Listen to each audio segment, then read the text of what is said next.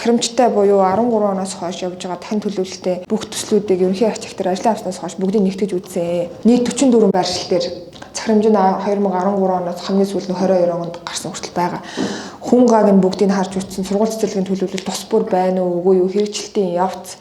За тэгээд талбайгаар ингээ хараад үзэхээр янз бүр байгаа. 2013 он, 15, 14 онд авч ирсэн дахин төлөвлөлтийн компаниудын гаа бол маш өндөр. Хамгийн том нь гэтэл 50 эдэн га.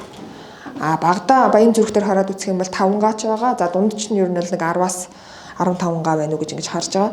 За нэгтрэл хитэржүү үнэтэрийг ингээ хараад үзэхээр хитэрсэн байршлууд бас байгаа. Баян зүрх дүүрэг бүр тэр дотроо бусад хан уул, за хойшоо чингэлтэй энтрээс бол бүр их. Нийт 19 байршил байгаагийн 7 байршилтаар нэгтрэл хэзээний хитэрчихсэн.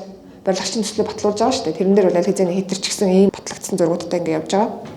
44 энэ байршил дээр 44% хвшил ингээ үйл ажиллагаа явуулж байгаа дээр хэрэгжилт хэр байна уу гэдэг ингээ хараад үзлээ л дээ. 44 байршил дээр зөвхөн 70-аас 80% нь л 50%-аас дээш үзүүлэлт явж байгаа. Бусд нь ерөөсөө 3%, 10%, 5%. Тэгээ 10 жил болсон бараг 20 дахь жилд дээр ингээ хурж байгаа ийм асуудал.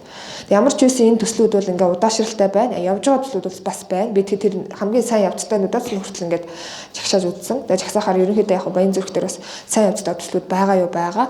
Сүүлийн 10 жилээр дүгнээд харах юм бол асар муу байгаа.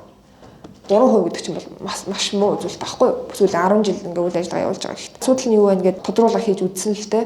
Янз бүрийн л нөхцөл байдал ярьж байгаа мэдээж ковид, зад улсаас хийж байгаа техникийн нөхцөл, газар чөлөөлөлттэй энэ голчлон бол энэ техникийн нөхцөл шугамшуулжийн асуудлууд, дэд бүтцийн асуудлууд байна л гэдэг тайлбар өгж байгаа. За бид юу гэж дүгнэж энэ нь одоо ямар байна гэдэг дээр та бүхэнд бас мэдээлэл өгөхөд энэ захирамж аваад 44 байгууллага байна гэж шүү дээ. Нийслэлийн хэмжээнд бүгд ерөнхий төлөвлөгөөтэй.